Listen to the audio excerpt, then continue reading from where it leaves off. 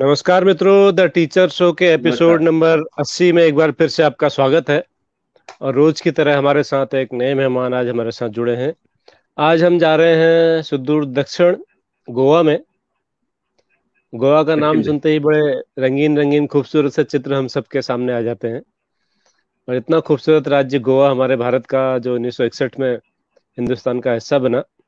और आज भी वहां पर आप बहुत सारी संस्कृतियों का संगम देख सकते हैं, चाहे वो भारतीय संस्कृति हो, पुर्तगाली संस्कृति हो, मराठी संस्कृति हो। बहुत एक तरह से मिनी वर्ल्ड है गोवा अपने आप में। तो गोवा से हमारे साथ आज लाइव है श्री प्रकाश दत्ताराम नायक जी, जो गोवा में शिक्षक हैं और कोंकणी के बहुत जाने माने साहित्यकार हैं। इसके साथ साथ उन्होंने गोवा में रहते हुए, चूंकि गोवा में बहुत सालों से अंतर्राष्ट्रीय फिल्म फेस्टिवल होता है, मुंबई के नजदीक भी गोवा है, तो उसका भी थोड़ा असर है। और वो फिल्मों में भी लगातार हाथ आजमाते रहते हैं। कुछ शॉर्ट फिल्में उन्होंने बनाई हैं जो उनके अपने व्यक्तित्व को दर्शाती हैं। तो हमारे साथ हैं रोज की तरह श्री मुकेश प्रसाद बहुगुणा जी और दत्ताराम नायक जी और श्री नमस्कार। गिरीश चंद्र जोशी जी दिल्ली से लाइव है। सबको नमस्कार। नमस्कार जी। आप सभी को नमस्कार। नमस्कार मेरा गोवा से। नमस्कार। स्वा, स्वागत है सर बहुगुणा जी आपका द दिख नहीं टीचर रहा शो में। जोशी सर, आप दिख नहीं रहे, अपना कैमरा ऑन कर लीजिए। हाँ कैमरा जी, ऑन बहुगुणा है। जी, जोशी जी जी अब दिख रहे हैं सर। और डॉक्टर भट्टा जी, सभी को मेरा नमस्कार। जी, but thank you sir. Bhatt को आपने भट्टा बना दिया, बड़ा अच्छा लगा सर। वाह। एक एडिशनल। जी, ओके, एडिशनल एक सॉरी। मात्रा आपने लगा दी, बहुत अच्छा। बहुत। डॉक्टर नहीं सर, ये डॉक्टर खूबसूरती है, ये खूबसूरती है सर। ओके। भाषाओं की खूबसूरती है कि जैसे जैसे जगह बदलती है तो भाषाओं में शब्दों का उच्चारण बदलता है, उनका अर्थ भी बदल जाता है कई बार। सही बात। जैसे कश्मीर में भट्ट जो है बट हो जाते हैं सर, तो गोवा में भट्टा हो बट गए तो कोई बड़ी बात नहीं। ओके। कश्मीर को घटते हैं तो गोवा जाते हुए बढ़ जाते हैं। एक मात्रा बढ़ गई। चलिए, जी जी, ओके। मात्रा बढ़ गई। चलिए, स्वागत है सर आपका बहुत बहुत द टीचर शो में। और आप, हमें गर्व है कि आप हमारे पहले प्रतिभागी हैं जो गोवा से हैं। और आपने हाँ। कोंकणी में बहुत सारे साहित्य की रचना की है सर। तो आप गद्य में लिखते हैं कि पद्य में लिखते हैं सर? मतलब पोएट्री दोनों में लिखते हैं कि लिखता हूँ। प्रोज? जी ज्यादातर पोएट्री लिखता हूँ और जी जी जी। शॉर्ट स्टोरीज भी लिखा है और वाह। थोड़ा एकांकिका एकांकिका थोड़ा शॉर्ट शॉर्ट नाटक जो रहता है वो भी जी जी। लिखा है। तो शिशु शिशु नाटक जो रहता है, बाल नाट्य जो रहता है वो भी लिखा है। शेयर।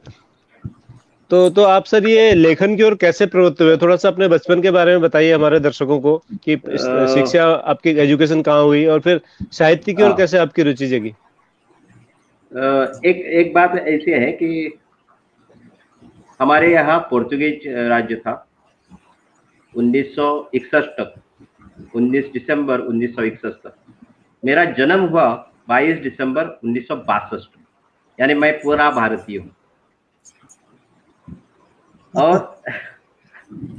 और हमारे यहाँ मेरे पिताजी थे, मेरे दादाजी यानी पिताजी के पिताजी, वो खेत काम करते थे, खेती में काम करते थे।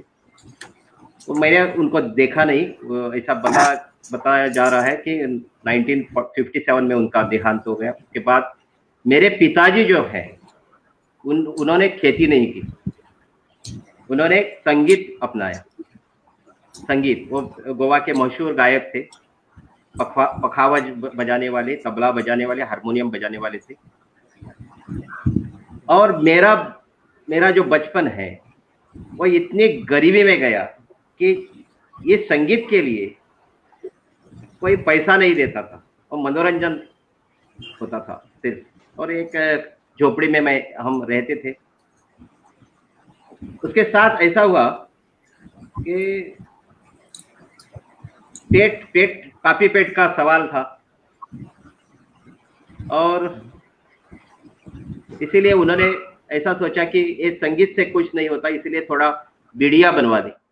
बीड़िया हाथ से वो गुनगुनाते थे मुंह से और बीड़िया बनाते थे हाथ से, और 1 रुपया में 100 बीड़िया बेचते थे वहां।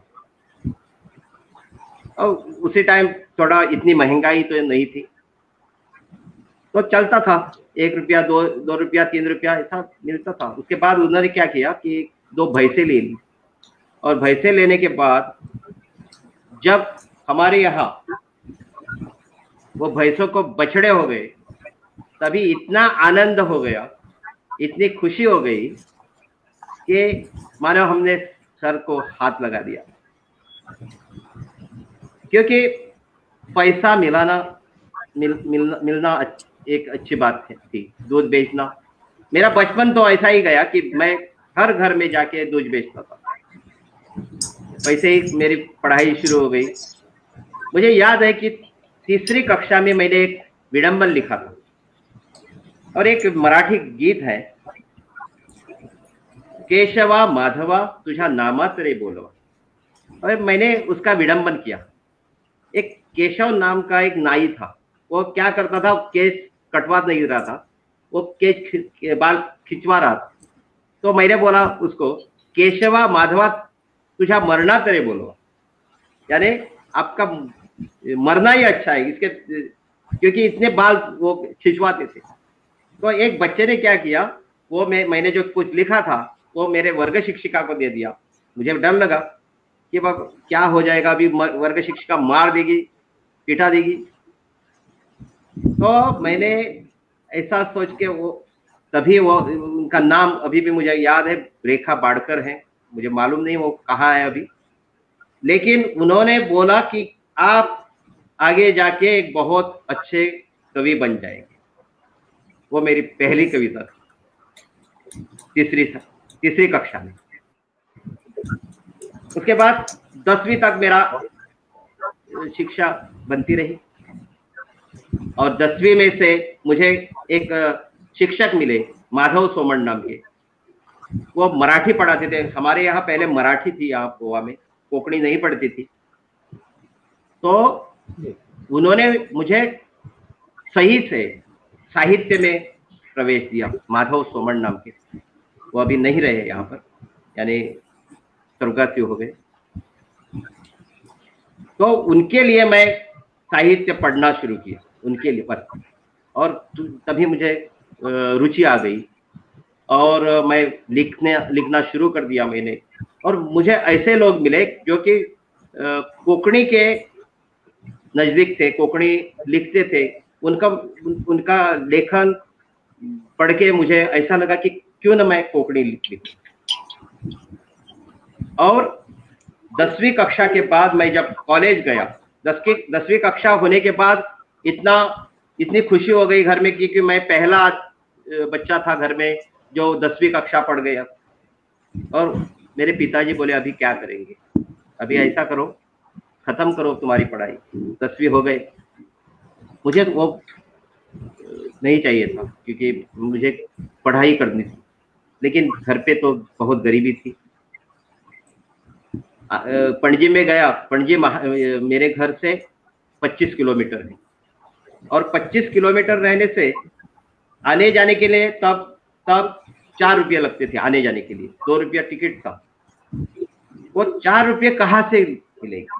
पिताजी तो बिड़िया बेचते थे, 100 बिड़िया करने के लिए 1 रुपया मिलता था, तो कहाँ से मिलेंगे? इसीलिए पिताजी ने बोला, अभी पूरी करो तुम्हारी ये पढ़ाई, अब तुम कहीं काम में जाओ। और वो घर से निकल के पणजी में एक कंपनी थी, इस कंपनी में गए, और वो बोले कि मेरा बेटा जो है वो SSC पास हुआ है, तभी आप उनको संभाल लीजिए आपके कंपनी में। और घर आके वो बोले कि तुमको नौकरी मिल गई, आप कल से नौकरी जा सकते हैं। मैं बोला, कौन सी नौकरी? वो बोले, प्यून की नौकरी। अरे पिताजी, मैं प्यून की नौकरी नहीं कर सकता, मुझे पढ़ना है, मुझे आगे जाना है, मुझे ग्रेजुएशन करना है। तभी मेरा और पिताजी का थोड़ा संघर्ष हुआ, झगड़ा हुआ। वो चाहते थे कि मैं नौकरी करूं 10वीं कक्षा के बाद, मैं नहीं चाहता था, मुझे पढ़ना था। इसलिए मैं 11वीं कक्षा में उनके ये जो इनका सपोर्ट चाहिए था, वो सपोर्ट के बिना मैं 11वीं कक्षा में गया, एडमिशन लिया। तभी भी पिताजी ने मुझे हर दिन ₹4 लगते थे, लेकिन 50% वहाँ पर टिकट था विद्यार्थियों के लिए, वो 50% यानी ₹1.80 होता था। ये ₹1.80 यानी 90 पैसे जाने के लिए, 90 पैसे आने के लिए हम वो मुझे ₹2 देते थे दिन के, कैसे भी करके। और 10 पैसे वो फिर से लेने के लिए कंडक्टर से झगड़ा भी करते थे आप, क्योंकि मुझे 10 पैसा चाहिए, क्योंकि 20 पैसा मिलने के बाद हर दिन 9 दिनों के बाद ₹1.80 होते थे। ऐसा ऐसा करके मैं थोड़ा थोड़ा लिखने लगा। उसी टाइम मेरे प्रोफेसर थे डॉक्टर वामन नायक, उन्होंने बोला कि आपको थोड़ा पैसों की जरूरत है तो मैं आपको दे दूंगा। उनका एक मैगजीन आता था, उसमें मैं लिखता था, हर एक आर्टिकल उसका किसी का हो तो वो लिख के शेयर करता था। इसके लिए वो मुझे महीनों के ₹150 देते थे, और वो ₹150 मिला के मैं थोड़ी गुजरान करता था, और आ जाके वहां से मेरी लिखने की आदत हो गई। ऐसा मेरा बचपन गया।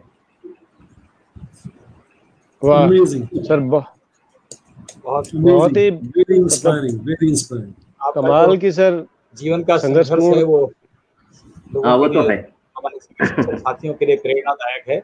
और बहुत सारे हिंदुस्तान के बहुत सारे लड़के शिक्षक जो हमारे जो छात्र छात्राएं हैं वो भी आपसे निश्चित रूप से प्रेरणा लेते होंगे। बहुत बढ़िया सर, आपने घर घर जाकर के दूध बेचा तो आप शिक्षक बने, अगर चाय बेची होती तो शायद कुछ और बने होते। चाय बनने के लिए दूध चाहिए, चाय बनाने के लिए दूध चाहिए। बिल्कुल बिल्कुल, नहीं उम्मीद है कि सर दूध वाला चाय से हमेशा ऊपर होता है, तो आप उससे ऊपर है, चाय वाले से हमेशा ऊपर ही है आप। मेरे हिसाब से दूध जो है बड़ी शुद्ध चीज है सर। मेरे हिसाब से साहित्यकार सबसे ऊपर है, क्योंकि साहित्यकार सामाजिक वैज्ञानिक होता है। बिल्कुल बिल्कुल बिल्कुल बिल्कुल सही कहा सर आपने। तो साहित्य में सर आप जब लिखते हैं तो किन किन विषयों को अपने साहित्य का मुख्य केंद्र बनाते हैं आप? जब आप लिखते हैं पोएट्री में तो क्या किन मुद्दों को लेते हैं सर? मेरे हिसाब से मैं पहले तो नेचर पर लिखता था, नेचर यानी प्रकृति के ऊपर। प्रकृति हमारी प्रकृति ही हमारी सब कुछ है। बिना प्रकृति हम जी नहीं सकते, बिना प्रकृति हम कुछ नहीं कर सकते। पानी चाहिए तो पानी चाहिए मेरे जीवन के लिए, सांस लेने के लिए ऑक्सीजन चाहिए, प्राणवायु चाहिए, वो प्रकृति से मिलता है। अन्न जो मिलता है वो प्रकृति से मिलता है। मैं प्रकृति से इतना, किसी ने एक पौधा भी तोड़ दिया तो मुझे गुस्सा आता है। प्रकृति पर लिखता था। सामाजिक जो ये है, अभी चल बिचल हो गई है, सामाजिक जो भेदभाव है, इस पे लिखता हूँ जी। और ज्यादातर मैं कविता ही लिखता हूँ, पद्य लिखता हूँ। एक तो आपने जी सर बोलिए सर। हाँ बोलिए। तो आपने कोंकणी में ही ज्यादा लिखा है और भाषाओं में भी लिखा सर? मराठी में, हिंदी में, अंग्रेजी में?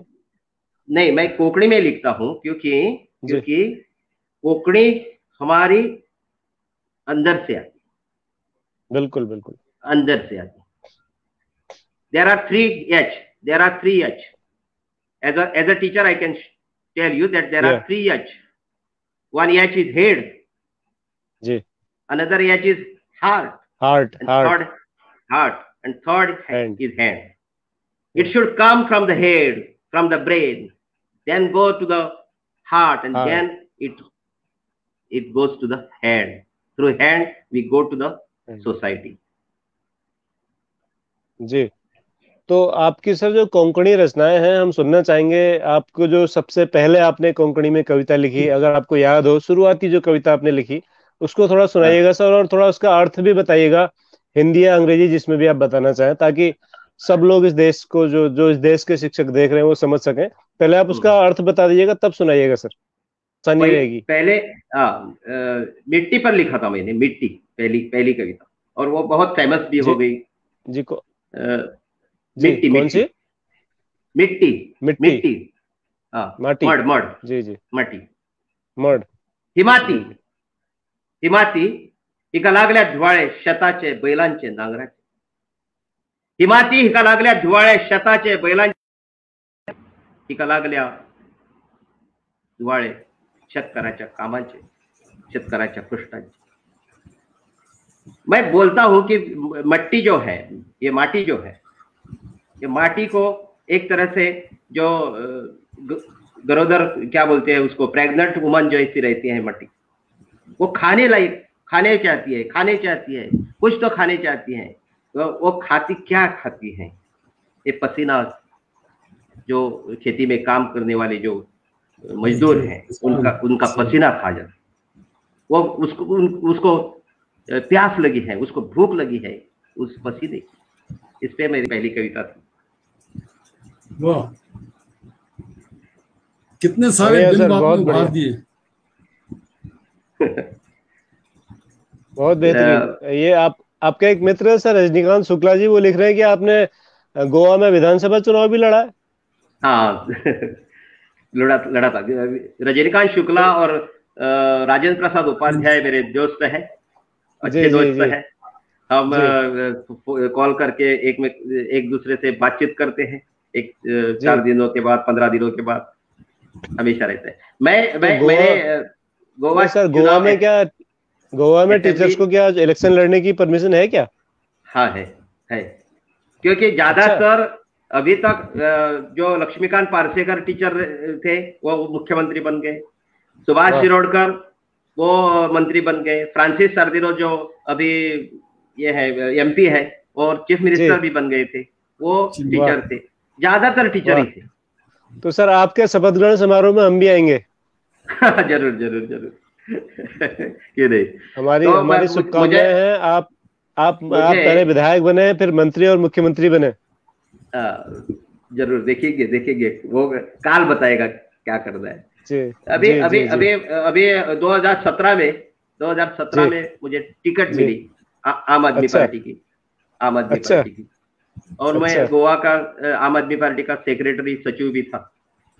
बढ़िया। लेकिन बाद में थोड़ा रिस्ट्रिक्शंस आ गया कि अभी इलेक्शन हो गया, अभी आप काम में जाइए, पढ़ाई कीजिए, जो सिखाना है वो सिखा दीजिए। ऐसी थोड़ी रिस्ट्रिक्शंस आ गई, तो मैं पॉलिटिक्स से दूर रह गया। Politics is not my day to day this thing. जी चलिए, वो उन्होंने कमेंट किया था तो मुझे लगा कि चलिए आपसे उस पर थोड़ा चर्चा कर लें। तो अब हम वापस आपके मूल, जो आपकी जो तपस्या है, जो आपकी साधना है, वो कविता है, उस पर लौटते हैं। तो कितने सर कविता संग्रह अब तक आपके आ चुके हैं कोंकणी के? मेरे एक गद्य में है जो कविता संग्रह नहीं है, 3 कविता संग्रह है आज तक, अभी तक आए हैं 3 कविता संग्रह। और मेरी ऐसा है कि 5-5 सालों के बाद एक कविता संग्रह निकालता हूँ, जो अच्छा है, वो क्वालिटी वाला जो है वो निकालता हूँ, और बाद में कविता संग्रह पब्लिश करता हूँ। एक कविता मैं पढ़ा रहा हूँ जिसका अनुवाद अंग्रेजी में किया है प्रोफेसर रामराव वाघ जी ने, जो अभी थिएटर आर्ट कॉलेज के प्रिंसिपल हैं गोवा में। पहले कविता कोंकणी में पढ़ता हूँ, चाहिए ना? जी पहले सर उसका अर्थ बता दीजिए, तब पढ़िएगा। सर अगर पहले बता देंगे तो लोगों को सुनने में आसानी रहेगी। सर उसका शॉर्ट में समराइज करके हिंदी में बता दीजिए, ताकि समझने में आसानी हो। ओके।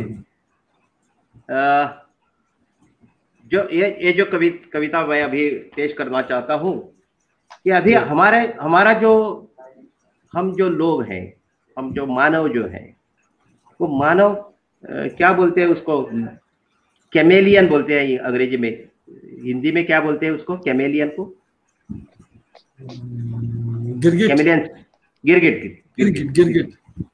गिरगिट जैसे हो गए हैं। आज बोले, कल नहीं बोला था, ऐसे बोलने लगे।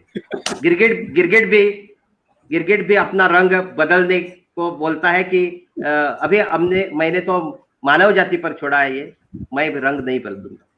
मानव जाति को उसने ले लिया है पेशा। वो दूसरा, एक सांप रहता है हमारे यहाँ, जो सांप को 2 मुंह रहते हैं, 2 मुंह सांप। अभी 2 मुंह सांप, 2 मुखी सांप। वो बोलता है, वो क्या बोलता है कि मैंने अभी मेरा काम छोड़ दिया है, वो मानव जाति पर छोड़ा है।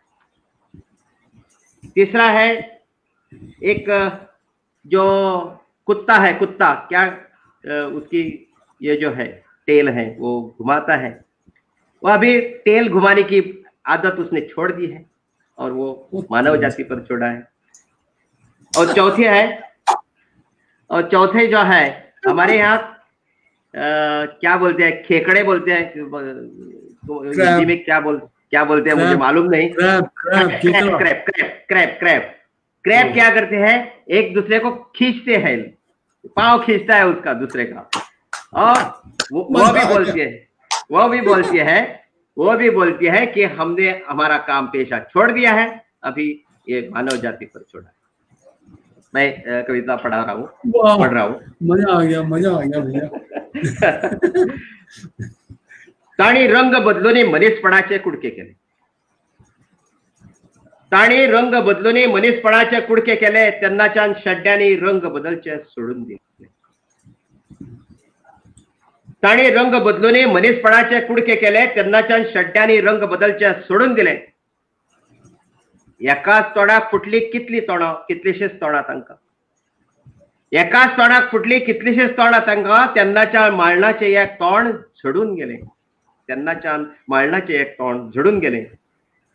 शेपडी भितर घालून ताणी रोपडी लायली भायर, शेपडी भितर घालून ताणी रोपडी लायली भायर, तेन्नाच्यान सुण्यांनी शेपडी भितर घालचे सोडून दिले, तेन्नाच्यान सुण्यांनी शेपडी भितर घालचे, सुणे यानी श्वान, श्वान जो कुत्ता है, तेन्नाच्यान सुण्यांनी शेपडी भितर घालचे सोडून दिले।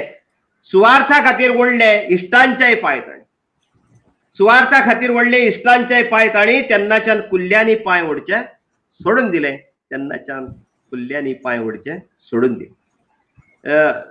ये प्रोफेसर रामराव वाघ जो है वो अंग्रेजी के प्रोफेसर है, वो कंप्यूटर के प्रोफेसर है, वो इन्होंने मेरी कविता अंग्रेजी में की है, थोड़ी पढ़ता हूं।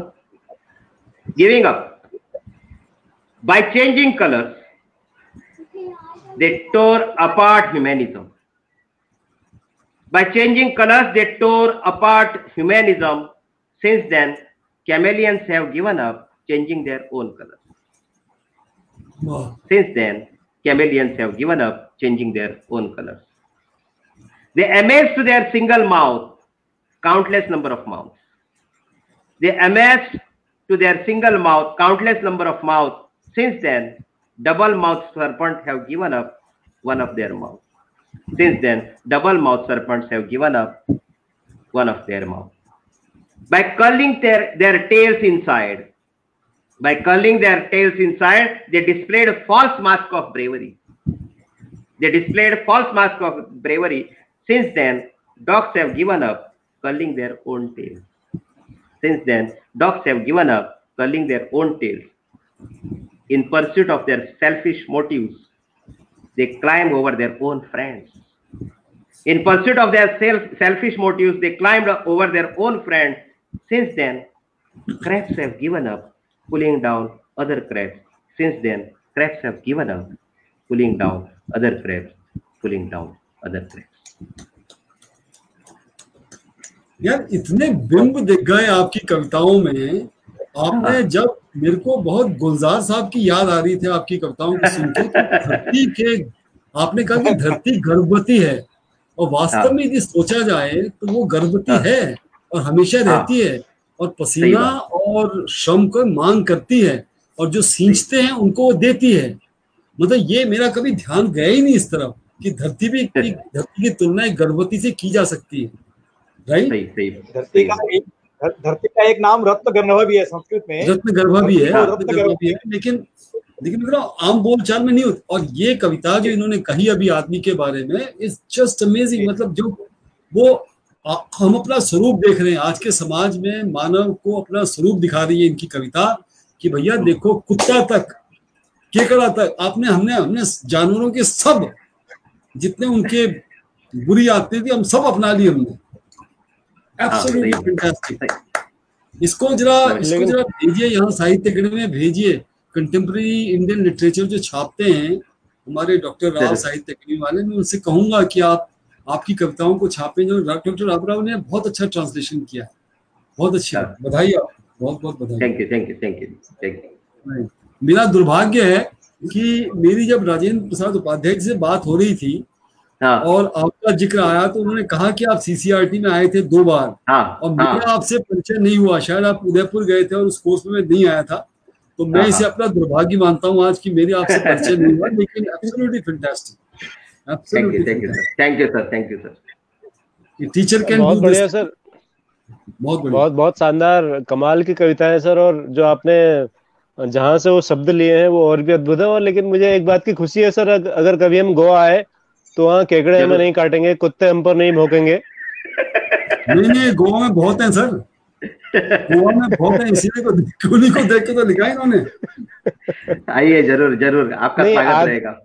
हो सकता है गोवा के आदमी हमें काट ले, लेकिन कुत्ते नहीं काटेंगे सर, इस बात की हाँ, हमें तसल्ली है।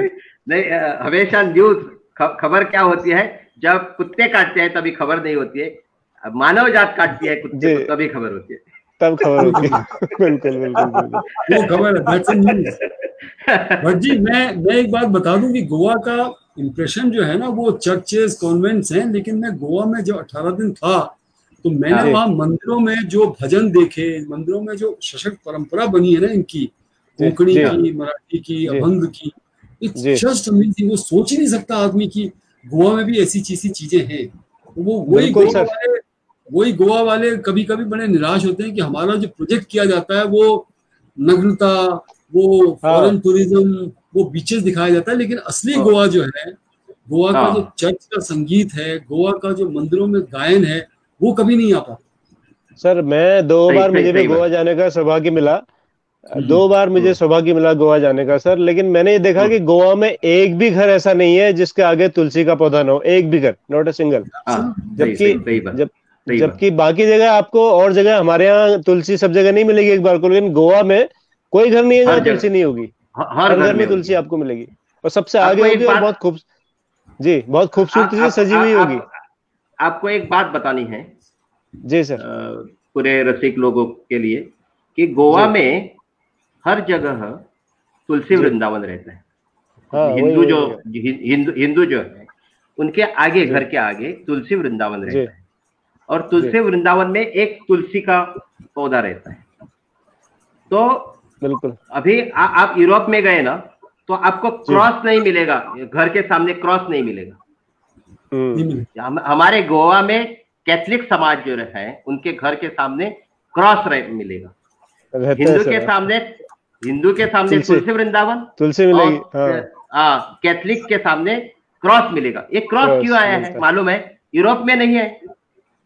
यूरोप में इंग्लैंड लोग, ये सर सिंबल है कि ये क्रिश्चियन का घर है, सिंपल। नहीं नहीं नहीं, ऐसा नहीं है, ऐसा नहीं। ये 1510 के पहले गोवा में एक भी कैथलिक नहीं था। 1510 के पहले, 1510 तो अच्छा, और 1961 तक गोवा में पोर्चुगीज राजवट थी। उन्होंने इंक्विजिशन किया, कन्वर्शन हिंदू से कैथलिक का। तभी लोगों ने क्या किया, वो तुलसी वृंदावन जो है वो हमें क्रॉस तुम उस पे ही डाल दो, हमें तुलसी वृंदावन चाहिए लेकिन क्रॉस भी चाहिए, ऐसा सोच के यूरोप के में जो मिलता है वो यहाँ मिलता नहीं, यहाँ पर मिलता है, वो यूरोप में नहीं मिलता। जी तो सर एक सवाल हमारे दर्शक है मनोहर चमोली मनु जी, वो आपसे एक सवाल पूछ रहे हैं, मैंने स्क्रीन पर लाइव भी किया हुआ सवाल को। वो कह रहे हैं कि पहले तो सर सबसे पहले मैं जानना चाहता हूँ कि कोंकणी जो भाषा है, कोंकणी भाषा को बोलने वाले लगभग कितने लोग हैं, सुनने और बोलने वाले, ये थोड़ा सा मेरी जिज्ञासा है। पूरी दुनिया में कितने लोग लगभग बोलते हैं और सुनते हैं सर कोंकणी, समझते हैं? अभी गोवा की आबादी जो है, गोवा की आबादी तो लगभग 16 लाख है, 16 लाख। उनमें से 6 लाख बाहर के लोग हैं, बाहर के यानी गोवा के बाहर के लोग जी, तो 10 लाख हो गए। और गोवा छोड़ के कोंकण प्रदेश और मुंबई, कर्नाटक और केरल में मिला के लगभग 50 लाख लोग रहते हैं।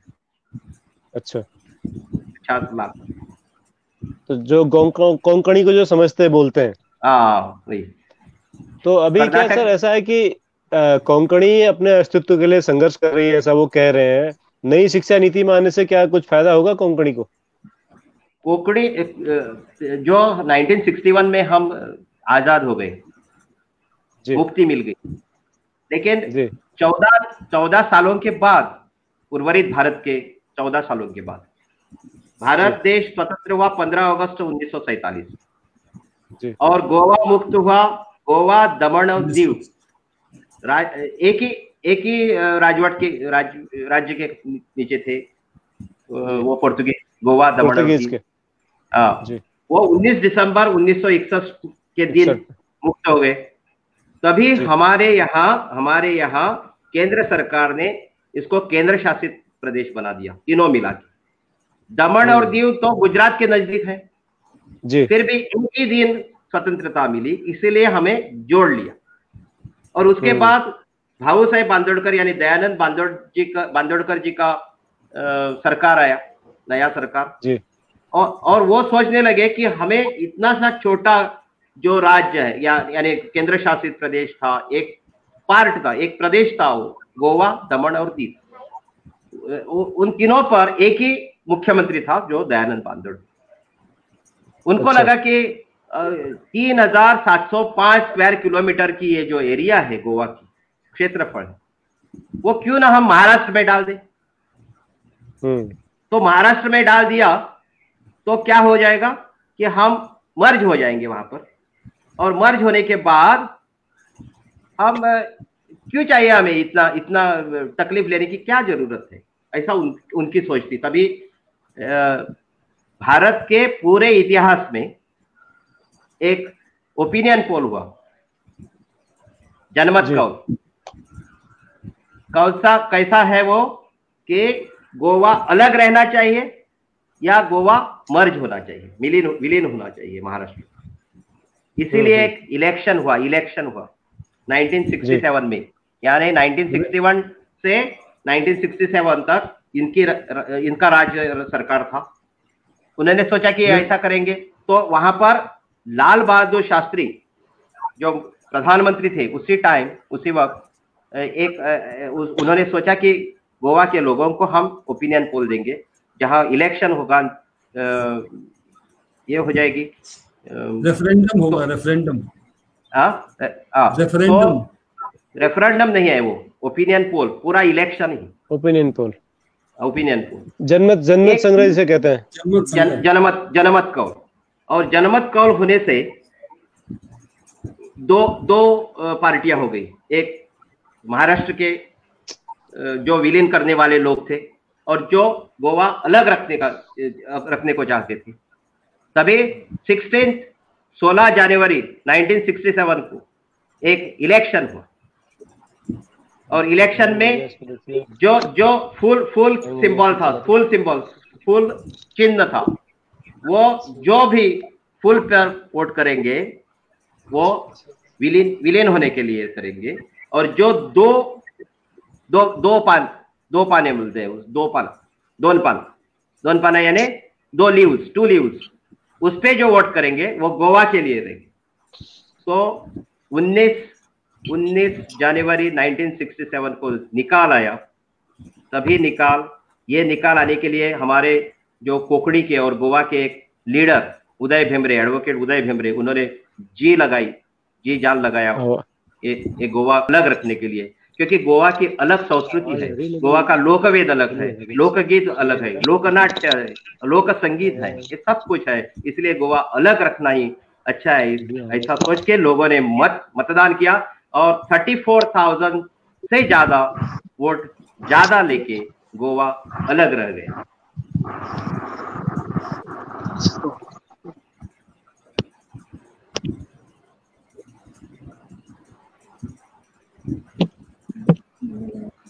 नायक साहब, एक सवाल पूछ रहा था। जो कोंकणी भाषा है, भौगोलिक रूप से जो गोवा है वो महाराष्ट्र और गुजरात के ज्यादा नजदीक है, लेकिन जो कोंकणी भाषा है उसपे मेरे ख्याल से कन्नड़ का ज्यादा असर है, कन्नड़ के ज्यादा नजदीक प्रतीत होती है। हाँ, कन्नड़ का है, लेकिन क्या है हमारे गोवा में लोगों ने बोलिए। जी, मुझे लगता है मराठी का ज्यादा असर नहीं, कोंकणी मराठी के मुकाबले में कन्नड़ का ज्यादा प्रभाव है। ऐसा नहीं है, मराठी के भी हैं। हाँ। क्योंकि ऐसा है, हाँ मराठी का भी प्रभाव है थोड़ा, लेकिन हमारी जो ओरिजिनल वर्ड्स है, यानी जो क्या बोलते हैं उसको, जो वर्ड्स हैं वो वर्ड्स कोंकणी के हैं, कोंकणी के हैं। मेरे हिसाब से मैं एक एग्जांपल दे दूंगा आपको। पत्थर जो है वो कोंकणी में पत्थर को मैं कोंकणी में ही बोलता हूँ, फातर, गुणो, चिरो, दिकड़ो, बेड़ो, खड़ी, खड़ो, खड़ो, तड़ो, कालिया, कितने एक ही पत्थर के कितने शब्द है देखो। ऐसे शब्द नहीं होते और भाषा में, और ये किसी कन्नड़ से या मराठी भाषा से चुराए नहीं है, ये अलग स्वतंत्र शब्द है। और कन्नड़ का आपने जिक्र किया, कन्नड़ का क्या है, हमारे गोवा पर गोवा के लोगों ने कभी स्वतंत्रता के पूर्व कभी भी राज नहीं किया। आदिल शाह भी आए यहाँ पर, बीजापुर के आदिल शाह है, वो बीजापुर के आदिल शाह आने के वक्त उन्होंने कन्नड़ लोग यहाँ पर आए, उसके कन्नड़ लोग सिपाही आए, सोल्जर्स आए, और ये जो लोग हैं ये यहाँ पर स्थायी हो गए, उनकी भाषा से वो स्थायी हो गए। और भाषा से स्थायी होने से फॉर एक उदाहरण दे रहा हूं कि हम बोलते हैं हाउ बोलते हैं, हाउ ये कन्नड़ शब्द है। हाउ यानी क्या, सांप, हाउ यानी सांप, सांप। हम बच्चों के लिए वहां मत जाओ, हाउ है ऐसा बोलते हैं, हाउ यानी सांप है वहां पर। हाउ कन्नड़ में हाउ सांप होता है। तो ऐसे अलग अलग शब्द कोंकणी में आए हैं, ये एक एग्जांपल उदाहरण है। लेकिन कन्नड़ में हाउदा बोलते ना, हाउदा कन्नड़ में मतलब ऐसा क्या, तो हाउदा मतलब चलिए सर, भाषा पर बातचीत एक दिन अलग से करेंगे, कन्नड़ पर, कोंकणी पर। सर एक और हमारे दर्शक हैं वो भी पूछ रहे हैं, चमोली जी और मैं भी जानना चाहता हूँ, गोवा में जो कोंकणी का पाठ्यक्रम है, कोंकणी भाषा में बात कर रहा हूँ सर, वो किस कक्षा से किस कक्षा तक पढ़ाई जाती है कोंकणी? अभी पहले कैसा था, आफ्टर लिबरेशन मराठी पाठशाला थी, मराठी पाठशाला।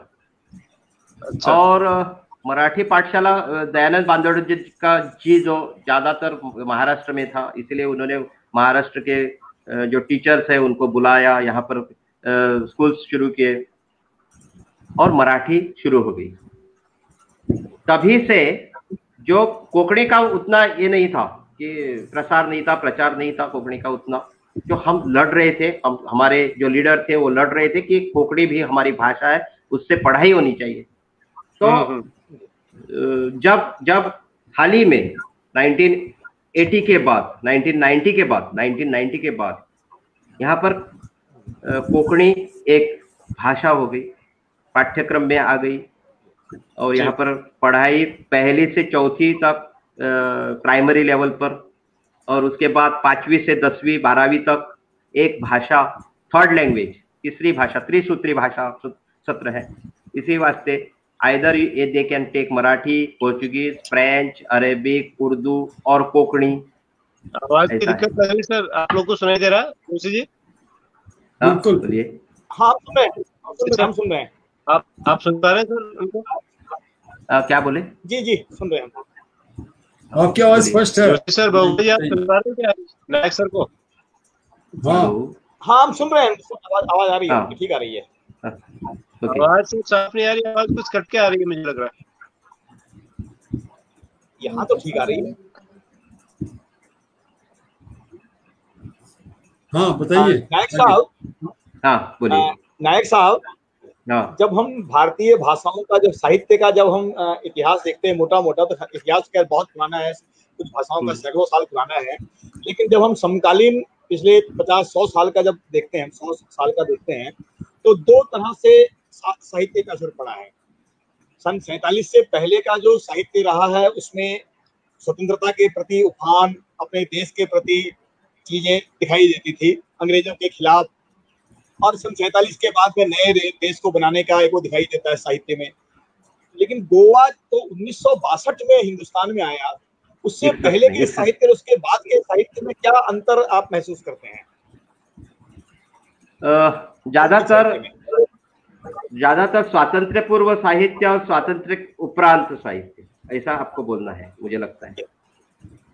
स्वातंत्र्य पूर्व जो साहित्य था तो ज्यादातर वो गोवा का उतना नहीं था, लेकिन जो स्वातंत्र्य पूर्व साहित्य था वो ज्यादातर कोंकणी में पोर्तुगीज लोग जो कन्वर्ट हुए थे और हमारे शणै गोएबाब जो है उन्होंने थोड़ा बहुत लिखा, लेकिन उसका असर सामाजिक उत्थान के तरफ था, सामाजिक उत्थान के, वो स्वातंत्र्य के तरफ से कि या स्वातंत्र्य के पूर्व क्या होना चाहिए, हमें स्वातंत्र्य आजादी चाहिए, ऐसा थोड़ा बहुत मिनेजेस ब्रागांज या टीबी कुन्ना ने लिखा था फ्रेंच में और कोंकणी में थोड़ा। लेकिन जो स्वातंत्र्य की तरफ से बोलने के लिए स्वातंत्र्य हमें चाहिए, इसके थोड़ा कम था। और उसके बाद हमारे कोंकणी में स्वातंत्र्य के उपरांत मुक्ति मिलने के बाद बहुत ऐसा एक बहुत बड़ा ये आया, वेव आया कि हमें कोंकणी में लिखना चाहिए। स्वातंत्र्य के बाद जो लिखा वो सामाजिक स्तर पर सामाजिक उत्थान के लिए, सामाजिक मतभेद जो है, धर्म भेद, जाति भेद है, वो करने के लिए लिखा गया।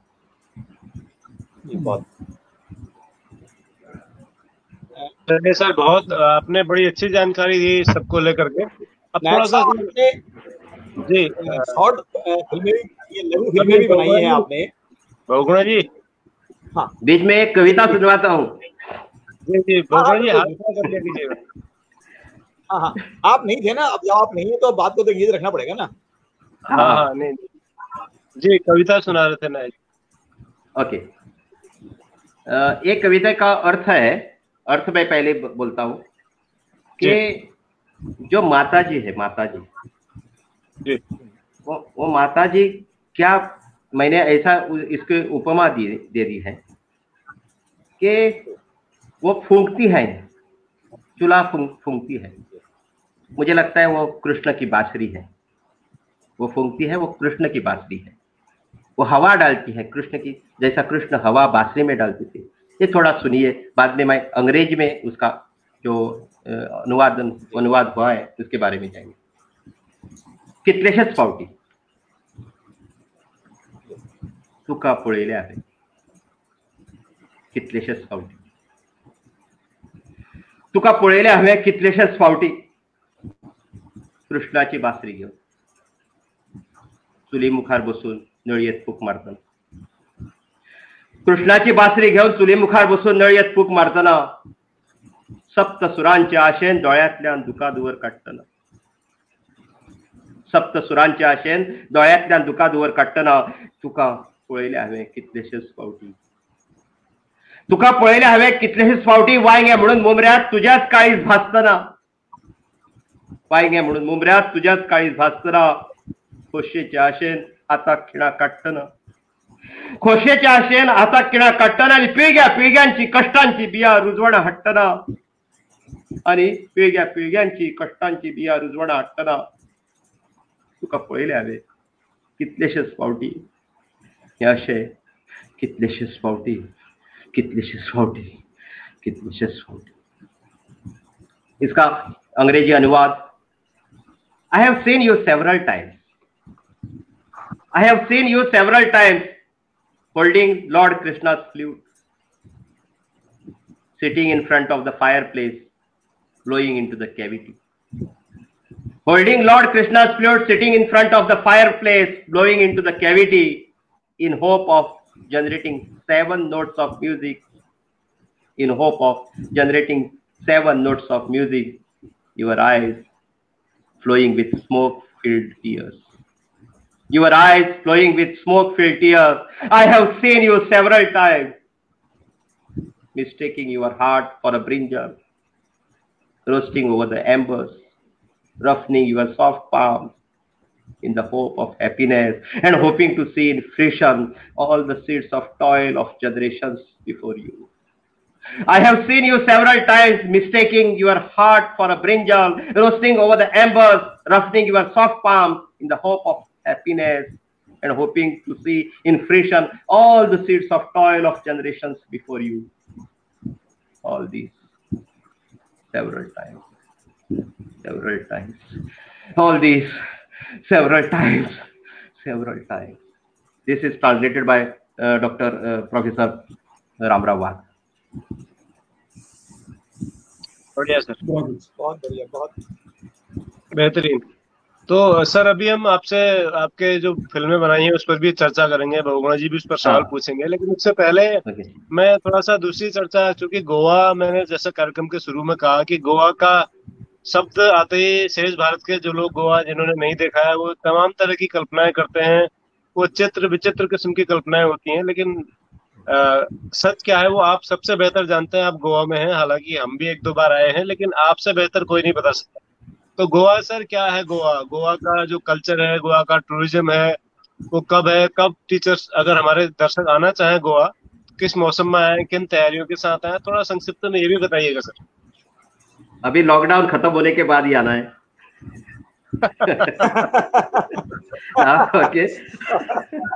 ओके, एक बात। दूसरी बात, हमारे यहाँ नवंबर से मई महीने तक अच्छा मौसम रहता है टूरिज्म के लिए। एक दूसरी बात ऐसी है कि गोवा में ज्यादातर 57% हिंदूज हैं, 57%, और नियरली अबाउट 30% जो कैथलिक है, साधारणतः 6-7% मुस्लिम्स है, तो ज्यादातर हिंदू है। गोवा में जो चित्र किया है, गोवा का चित्र जो बाहर गया है, वो गया है समुद्र किनारे के लिए। समुद्र किनारे पे क्या होता है, समुद्र किनारे पर जो क्षार रहता है, पानी क्षार रहता है, उसमें नहाने के लिए लोग आते हैं और वो मौज मजा करते हैं वहां पर। लेकिन ज्यादातर गोवा ग्रामीण विलेज का है, गांव है ज्यादातर गोवा में। 190 के नजदीक गांव है, 190, और जो म्यूनिसिपालिटीज है वो साधारण 15-16 है। तो ज्यादातर जो म्यूनिसिपालिटीज एरिया में है वहां पर मैं उदाहरण दे सकता हूँ, पणजी है, पणजी के नजदीक दोनापावल है, पणजी के नजदीक मिरामार है, पणजी के नजदीक कलंगुट है। तो ये बीचेस है, ये समुद्र किनारे है। वहां पर कुछ हो सकता है, रेव पार्टीज होता है, कुछ होता है, ये होता है, वो होता है, लेकिन ज्यादातर गोवा में गांव रहने के वास्ते गांव की परंपरा अलग है। वहां पर लोक संस्कृति है, वहां पर लोकगीत आते हैं, वहां पर लोक नाट्य आते हैं। आपको मालूम नहीं रहेगा, 6000 से 7000 नाटक हर साल गोवा में होते हैं। 7000, और 15-16 लाख के आबादी में 6-7 हजार नाटक होना, ये गांव में होता है नाटक। 4 दिन, 5 दिन, 6 दिन ऐसा नाटक महोत्सव होता है हर साल। तो हमारे यहाँ पे लिखने के लिए नाटक आता है, नाट्य आता है, संवाद आते हैं। ये एक तरफ से हमारे साहित्य के लिए पोषक है ये संस्कृति। बढ़िया। मंदिर हैं, जैसे रजनीकांत शुक्ल जी ने कहा, मेरे को भी बहुत अच्छे अनुभव हुए। अभंग गायन और मंदिरों का मंदिर जो एक सोशल रिफॉर्म का काम कर रहे हैं, सोशल हेल्प कर रहे हैं, मंदिरों के ट्रस्ट, वो एक मतलब एक बड़ी सुंदर अनुभूति देने वाली चीज है गोवा के अंदर। जी, गोवा के अंदर प्रसिद्ध मंदिर है सर, मंदिर है। मंदिरों की यदि आप हिस्ट्री देखें तो मंदिर भी वहां कभी कभी ऐसा लगता है कि कोई चर्च नुमा मंदिर है, लेकिन वो है मंदिर, है ना। वो अब सिंघम फिल्म में एक ये जिसकी बात कर रहे हैं नाइक साहब, कोंकणी, उसका एक डायलॉग भी सिंघम फिल्म में था। वो सिंघम एक किसी गुंडे को पकड़ते हैं, वो एकदम से बिल्कुल कोंकणी में बोलना शुरू कर देता है, जिसकी कुछ समझ में नहीं आता। वो कहते कौन सी भाषा बोल रहा है ये, फिर कहते हैं ये तो कोंकणी बोल रहा है। फिर कोंकणी वाले जो पुलिस डिपार्टमेंट में कोंकणी का ट्रांसलेटर होता है उसको बोलते हैं।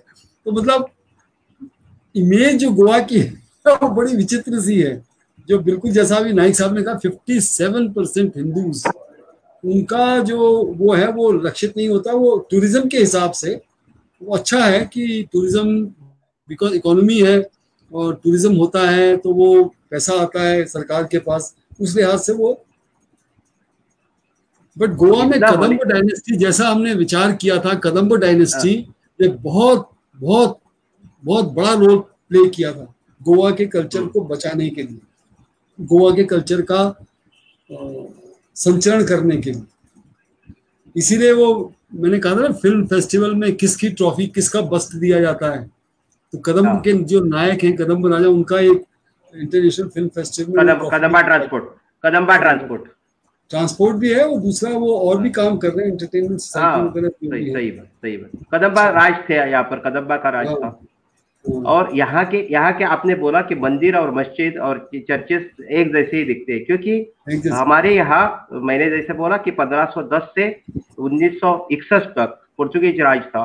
वहां पर उन्होंने कंस्ट्रक्टिव जो काम किया है, कंस्ट्रक्शन, फॉर एग्जाम्पल टेक्निक, नया अभियांत्रिकी टेक्निक जो लगाई है, वो एक समान होती थी, एक समान। और हमारे यहाँ हिंदू कैथलिक हर एकात्मता है गोवा में, एकात्मता जो हमारे यहाँ सांप्रदायिक झगड़े, कम्युनल राइट्स नहीं होते, कभी नहीं होते, क्योंकि कैथलिक लोग जो है वो हमारे यहाँ गणेश जी का पूजन होता है तभी आते हैं, हम उनका क्रिसमस होता है तभी मैं भी जाता हूँ। उनका जो खाने का जो ये है वो खा के आते हैं। वहां पर मुस्लिम लोग हैं, हम वहां पर ईद के लिए जाते हैं, वो भी हमारे यहाँ आते हैं। तो इतना एकात्मता है यहाँ पर, झगड़ा कुछ नहीं है। और यही मिनी भारत है। मैं गोवा में आया था, अपने म्यूजिक टीचर्स के लिए एक वर्कशॉप की थी, और उसमें मैंने कृष्ण कैरल जो था, क्रिसमस कैरल, वो मैंने गोवा में सीखा। वो कम ऑल ये फेथफुल, जॉयफुल एंड ट्रिफेंटम, है ना, वो जो क्रिसमस कैरल था वो मैंने गोवा में सीखा विद गोवन टीचर्स। और हिंदू टीचर्स ने मेरे को सिखाया कि सर एक क्रिसमस कैरल भी है, ये देखिए।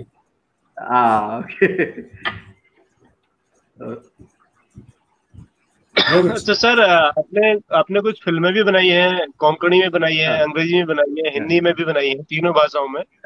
और वो फिल्में गोवा में जो इंटरनेशनल फिल्म फेस्टिवल होता है उसमें 2007 और 2006 में सेलेक्ट भी हुई है। तो सर उनके बारे में थोड़ा बताइए। आपने लिखी, आपने प्रोड्यूस की, आपने डायरेक्ट की, आपने एक्टिंग की, क्या भूमिका थी आपकी उनमें? ये मेरी कोशिश थी कि एक कंपटीशन था, हर साल कंपटीशन होता है, प्रतियोगिता होती है कि शॉर्ट फिल्म की। और हमारे लिए गोवा में फिल्म कल्चर नहीं था, नाटक का कल्चर था, फिल्म कल्चर नहीं था। तो यहाँ पर गोवा में टूरिज्म के लिए जो फिल्म फेस्टिवल आया, उनमें से हमें पढ़ना चाहिए था, हमें कुछ सीखना चाहिए था। तो इसी वास्ते प्रतियोगिता होती थी। तभी ऐसे प्रतियोगिता में भाग लेना मैं मेरा कर्तव्य समझा, और मैंने स्क्रिप्ट लिखी, कथा लिखी। कथा उन्हें पसंद आई।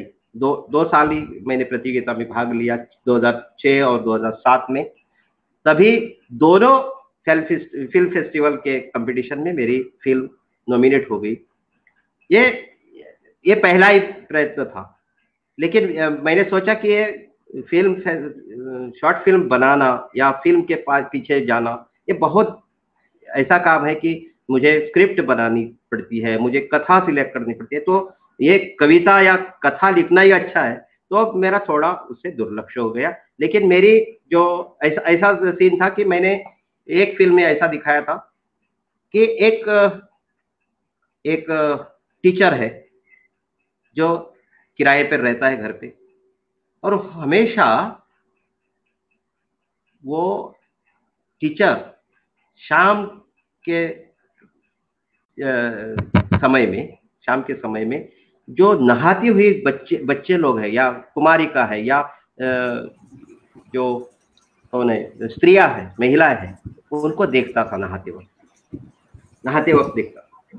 और एक गोराखी यानी जो क्या बोलते हैं उसको, गोरू रखते हैं, वो भी देखता था। देखिए, लेकिन एक दिन ऐसा हुआ कि सूर्य ग्रहण था। सूर्य ग्रहण के दिन सभी लोग शाम को नहाते हैं।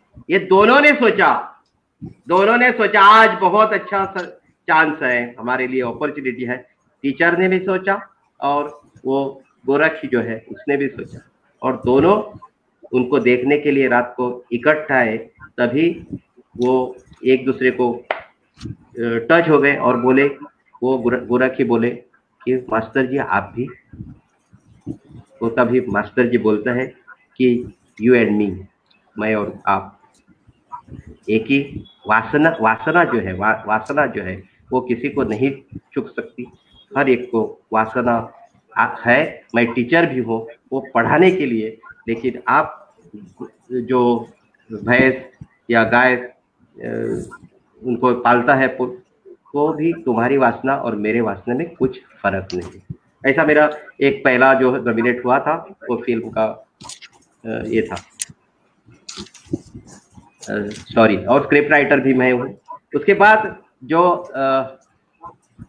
पेट में अभी आपको मालूम है कि देश में बहुत से जो गर्भवती महिला होती है वो देखती है क्या, रिकॉग्नाइज करती है कि इसमें बच्चा है या बेटी है, तो बेटी मारने का काम करते हैं, पेट में ही बेटी मारते हैं, उसको खलास करते हैं। पहले ऐसा था कि राजपूत घराने में जो बेटी रहती है वो बेटी होने के बाद उसकी गर्दन काट लेते थे, लेकिन अभी पेट में ही मार देते हैं, एशिस बनाते हैं। इस पे मेरी दूसरी फिल्म थी। तीसरी फिल्म मेरी संघर्ष, यहाँ पर एक पोल्यूशन वाली फैक्ट्री आने वाली थी, उसके खिलाफ लोगों ने आंदोलन किया, उसके बारे में मैंने लिखा था एक शॉर्ट फिल्म। और एक द सर्वाइवल म्हणून मी ऐसा survival in English I had made and produced written by me. तो ऑल दीज वे। बहुत बढ़िया सर, आपने बहुत अच्छे सामाजिक मुद्दों पर फिल्में बनाई। आगे से आप कभी फिल्म बनाए तो सर मैं भी आपकी फिल्म में एक्टिंग करना चाहूंगा, याद कीजिएगा, और बहुगुणा जी से पूछ लीजिए वो भी करना चाहे तो। जरूर आप 100 साल जिएंगे ना। जी सर। बहुगुणा जी आप कुछ पूछना चाहते हैं फिल्मों के बारे में? मैं वही जो मैंने आपने पूछ ही लिया, वही मैं पूछना था। जी तो आप अगली फिल्म में आप एक्टिंग करना चाहेंगे सर? अगली फिल्म जो बनाएंगे गोवा में? हाँ बिल्कुल, क्यों नहीं। तो आप इधर हिमालय में आके शूटिंग करना चाहेंगे या हमें गोवा आना पड़ेगा? आपको गोवा आना पड़ेगा, क्योंकि गोवा के का सुंदर मेरे हिसाब से और कोई जगह नहीं है। चलिए ऐसा करेंगे, इंटरवल से पहले गोवा में, इंटरवल के बाद हिमालय में, ऐसा करेंगे। ओके बढ़िया सर, बहुत बहुत अच्छा। आप सर समाज के लिए एक शिक्षक को जो करना चाहिए उसको जगाने के लिए कविताओं के माध्यम से हो, फिल्मों के माध्यम से हो, या दूसरे साहित्य के माध्यम से आप लगातार कर रहे हैं। आपको बहुत बहुत सर प्रणाम है, साधुवाद है आपको बहुत बहुत। पूरा देश देख रहा है कि आप जैसे शिक्षक इस शो में आ रहे हैं, हमारी शोभा बढ़ा रहे हैं, और हम सब आपसे प्रेरित हो रहे हैं सर।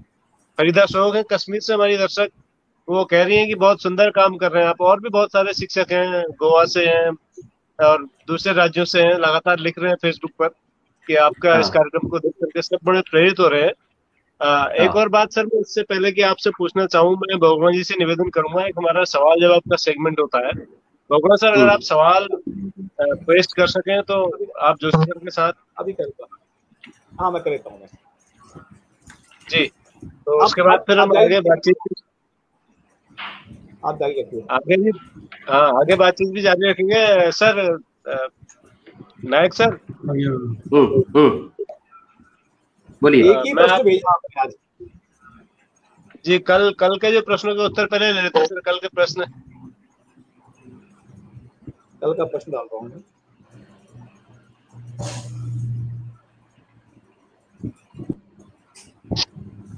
तो सर आप कौन कौन सी कक्षाओं को पढ़ाते हैं सर नायक सर अपने स्कूल में? मैं अभी स्कूल में मैं 7वीं से 10वीं तक पढ़ाता हूँ।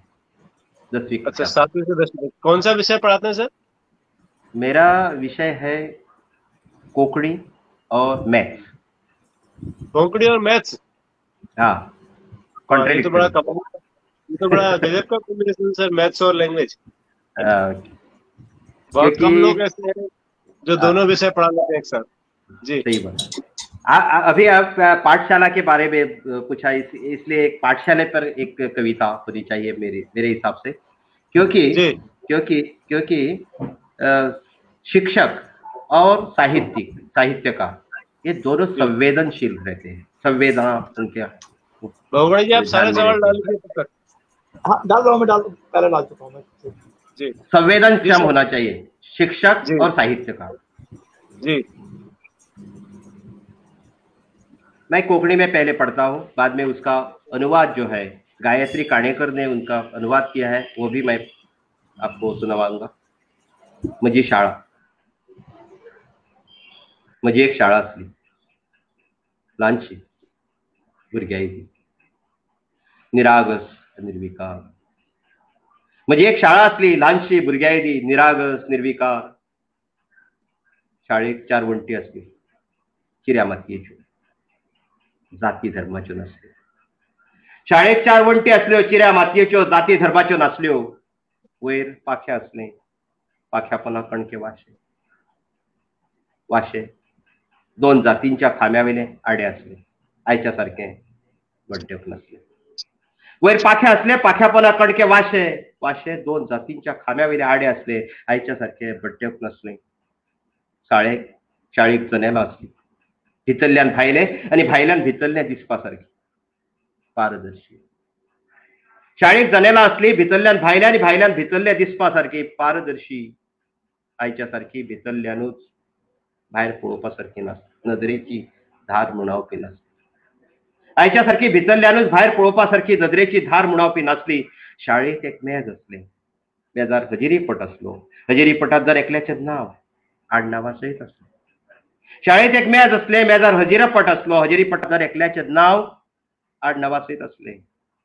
आडनावा वयल्यान जात वळखुपाक कळन असले आडनावा वयल्यान जात वळखुपाक कळन असले। पालक शिकूंक नसले।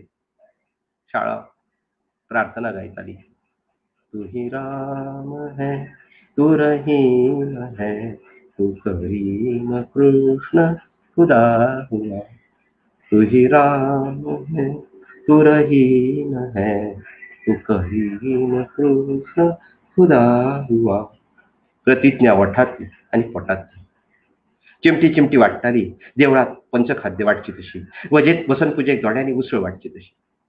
प्रतिज्ञा वठातली आणि पोटातली चिमटी चिमटी वाटताली देवळात पंचखाद्य वाटची तशी वसंतपूजेक दोड्यांनी उसळ वाटची तशी। प्रतिज्ञा वठातली भारत माझा देश आहे सारे भारतीय माझे देश बांधव आहेत ती आईचे सारखी नसली। प्रतिज्ञा वठातली भारत माझा देश आहे सारे भारतीय माझे देश बांधव आहेत ती आईची सारखी नसली। प्रतिज्ञा पोटातली माझा मतदारसंघ माझा देश आहे मला मत देणारे सारे मतदार माझे बांधव आहेत मला मत न देणारे माझे गुलाम आहेत। प्रतिज्ञा पोटातली माझा मतदारसंघ माझा देश आहे मला मत देणारे सारे मतदार माझे बांधव आहेत मला मत न देणारे माझे गुलाम आहेत। शाळेच्या 4 वण्टींचेर बरयले पूर्व पश्चिम दक्षिण उत्तर। शाळेच्या 4 वण्टींचेर बरयल्ले पूर्व पश्चिम दक्षिण उत्तर। आपण करीन ती पूर्व आपण सांगीन ती पश्चिम वावजड मारता ती दक्षिण। आपण करीन ती पूर्व आपण सांगीन ती पश्चिम वावजड मारता ती दक्षिण। आणि उत्तरेक खिळ्याक लावून हुमकळायल्ले गांधीच्या पायणे आणि उत्तरेक खिळ्याक लावून हुमकळायल्ले गांधीच्या पायणेला सामके सकयल बरयल्ले सत्यमेव जयते। पायणेला सामके सकयल बरयल्ले सत्यमेव जयते। वारे येता तशे धोलताले पायणेल आणि धोलताले सत्यमेव जयते आणि वारे येता तशे धोलताले पायणेल आणि धोलताले सत्यमेव जयते। इसका हिंदी अनुवाद गायत्री काणेकर ने किया है। मेरी पाठशाला कविता का शीर्षक मेरी एक पाठशाला थी नन्हे बच्चे की तरह निरीह निर्विकार।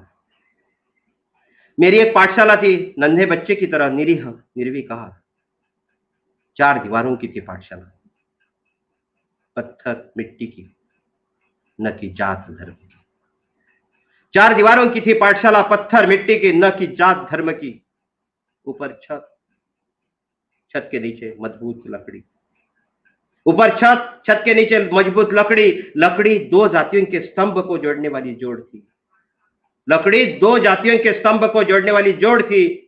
आज की तरह दिमक नहीं लगे थे, आज की तरह दिमक नहीं लगे थे। खिड़कियां थी पाठशाला को, अंदर से बाहर और बाहर से अंदर देख सकने लायक पारदर्शी। खिड़कियां थी पाठशाला को, अंदर से बाहर और बाहर से अंदर देख सकने लायक पारदर्शी।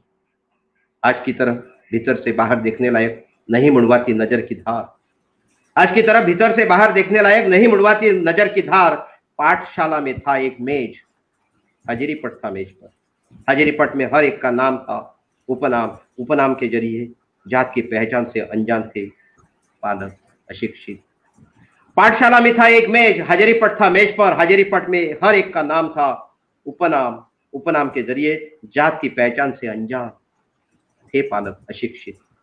गाती थी प्रार्थना पाठशाला में, तू ही राम है, तू रहीम है, तू करीम कृष्ण खुदा खुदा। गाती थी प्रार्थना पाठशाला, तू ही राम है, तू रहीम है, तू करीम कृष्ण खुदा खुदा। प्रतिज्ञा ओठों की और उदर की, बांटते चुटकी चुटकी भर, जैसे बांटते पंचखाद्य मंदिर में बसंत पंचमी को द्रोण में उसल बांटते जैसे। प्रतिज्ञा ओठों की और उदर की, बांटते चुटकी चुटकी भर, जैसे बांटते पंचखाद्य मंदिर में बसंत पंचमी को द्रोण में उसल बांटते जैसे। प्रतिज्ञा ओठों की, भारत मेरा देश है, भारत मेरा देश है, सभी भारतीय मेरे देश बंधु है। नहीं थी आज की तरह प्रतिज्ञा। प्रतिज्ञा ओठों की, भारत मेरा देश है, सभी भारतीय मेरे देश बंधु है। नहीं थी आज की तरह प्रतिज्ञा उदरस्थ, मेरा चुनाव क्षेत्र मेरा देश है। प्रतिज्ञा उदरस्थ, मेरा चुनाव क्षेत्र मेरा देश है। मुझे मत देने वाले सभी मतदाता मेरे बंधु है। मुझे मत देने वाले सभी मतदाता मेरे बंधु है। मुझे मत न देने वाले मेरे गुलाम है। मुझे मत न देने वाले मेरे गुलाम है। पाठशाला की 4 दीवारों पर लिखा था, पूरब पश्चिम दक्षिण उत्तर। पाठशाला की चारों दीवारों पर लिखा था, पूर्व पश्चिम दक्षिण उत्तर। खोज करो वही पूर्व, खोज कहो वही पश्चिम, झड़ी आती वही दक्षिण। खोज करो वही पूर्व, खोज कहो वही पश्चिम, झड़ी आती वही दक्षिण। और उत्तर में किले को लटकाई हुई गांधी जी की तस्वीर, और उत्तर में किले को लटकाई हुई गांधी जी की तस्वीर। तस्वीर के नीचे लिखा था सत्यमेव जयते। तस्वीर के नीचे लिखा था सत्यमेव जयते। हवा के बहाव के अनुसार हिल जाती तस्वीर, हवा के बहाव के अनुसार हिल जाती तस्वीर, और हिलती हिलती होती हिल रहती सत्यमेव जयते, सत्यमेव जयते, सत्यमेव जयते। क्या बात है, एकदम मजा आ गया, आनंद आया। सर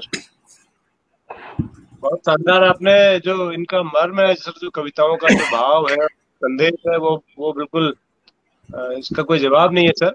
अभी हम 2 मिनट का आपको एक छोटा सा ब्रेक दे रहे हैं सर। कल के जो सवाल थे उनके जवाब जोशी सर देंगे और आज का सवाल पूछेंगे। भगवान जी से मेरा अनुरोध है, सवाल मैंने लिख दिए हैं, जवाब तो लिख दिए हैं, उसको वो पेस्ट भी कर दिए थे बहुगुणा जी ने।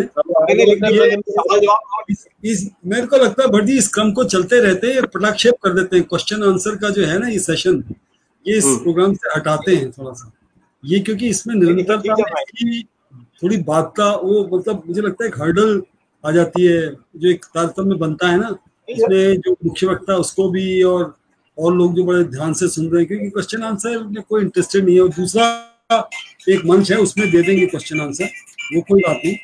तो इसको मैंने लिख दिए थे, ये इन्होंने पेस्ट भी कर दिए हैं इसका आंसर। पहले कल के सवाल, हाँ ये आज का है। कल का पहला सवाल ये था सर, ये रहा, आप पढ़ दीजिए बहुगुणा जी। ये आज, हाँ ये है, तो चश्मा लगाना पड़ेगा। एक उत्पाद है, वृक्ष का हिस्सा 26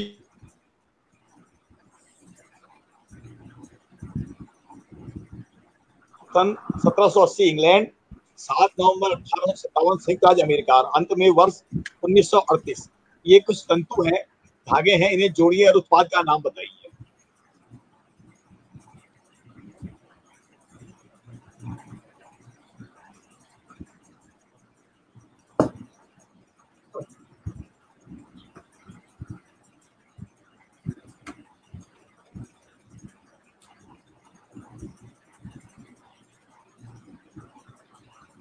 मेरे को लगता है मिसमैच कर रहे हैं। उस सवाल का उत्तर जो था धागों का, वो मैंने लिख दिया था, आपने पेस्ट भी किया था। टूथब्रश उसका उत्तर था। ये सवाल है ये इसका। टूथब्रश है। तो ये सब पढ़ लेंगे, इसको वो आप कमेंट्स में डाल दीजिए, पढ़ लिए, पढ़ लेंगे। बस हम नई की से ही बात करते हैं, उसमें आनंद आ रहा है लोगों को, तो वही ठीक है अपना। इसमें तो थोड़ा टूटता है क्रम बातचीत का ना, एक जो एक रिदम बनती है वो के 5 से हम 2 में आए, 2 से उसको बंद ही करते हैं। कोई ऐसा वो नहीं है।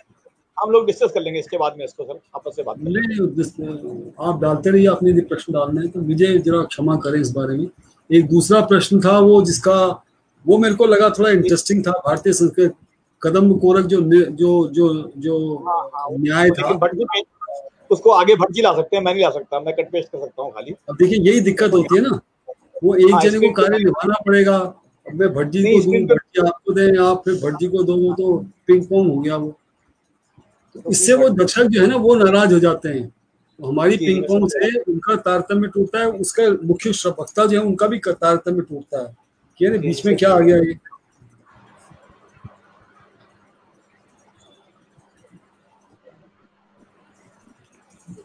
इसको डिलीट ही करें। चलिए, चला गया था तो थोड़ा सा दिक्कत हो गई थी तेरे पास। सवाल जो आपका हो गया सर, अभी बचा नहीं, हो गए वो पहला सवाल आ गया। दूसरा सवाल का वो उसका था कदम्ब कोरक न्याय का, वो पेश कर दिए और जवाब पेश कर दिए।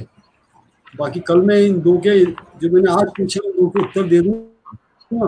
बाकी फिर कल हम पटाक्षेप करेंगे इसका। कल कोई प्रश्न नहीं पूछेगा।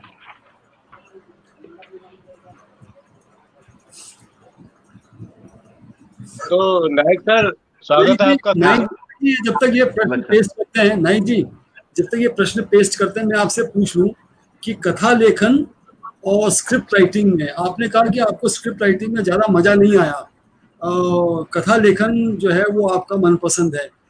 स्क्रिप्ट राइटर को किन किन दिक्कतों का सामना करना पड़ता है? हालांकि भट्ट जी ने भी हो सकता है स्क्रिप्ट राइटिंग की हो या भगवान जी ने की हो, मेरा कोई अनुभव नहीं है, लेकिन मेरे को लगता है कि script writing is a very very specialised job.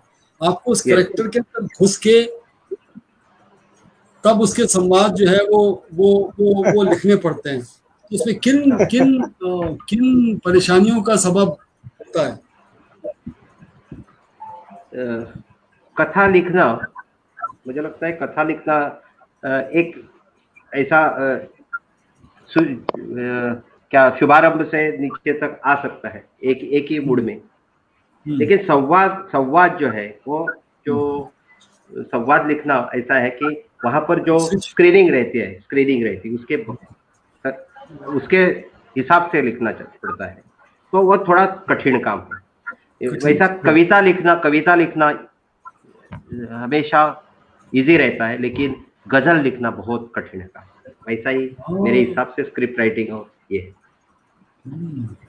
Sir. जो दर्शक, मैं इसमें थोड़ा सा ऐड करना चाहूंगा, जो दर्शक इस कार्यक्रम को देखना चाह रहे हैं और स्क्रिप्ट राइटिंग में रुचि रखते हैं, तो 2 किताबें हिंदी में हैं जो मैंने पढ़ी है। एक मनोहर श्याम जोशी जी की किताब है स्क्रिप्ट राइटिंग को लेकर के, और एक मन्नू भंडारी जी की किताब है सर। तो पब्लिशर तो मुझे भी याद नहीं है, लेकिन ये 2 किताबें हैं जो पूरी ट्रेनिंग दे देती हैं। खासकर जो मनोहर श्याम जोशी जी की किताब है वो बहुत अच्छी लिखी हुई है उन्होंने, और पूरा एक साइंस है स्क्रिप्ट राइटिंग अपने आप में। उस पर कभी एक बाद में अलग से एक एपिसोड पर चर्चा की जा सकती है, वो एक अलग तरीका है। उस पर काफी लंबी बातचीत हो सकती है। तो हम अभी सबसे कोंकणी की कविताओं को जो एक आध और है वो सुन लेते हैं सर, फिर शो भी हम समाप्त करेंगे, क्योंकि 1.25 घंटा लगभग हो चुका है शो में। जी जी जी जी जी कब गया मालूम भी नहीं पड़ा।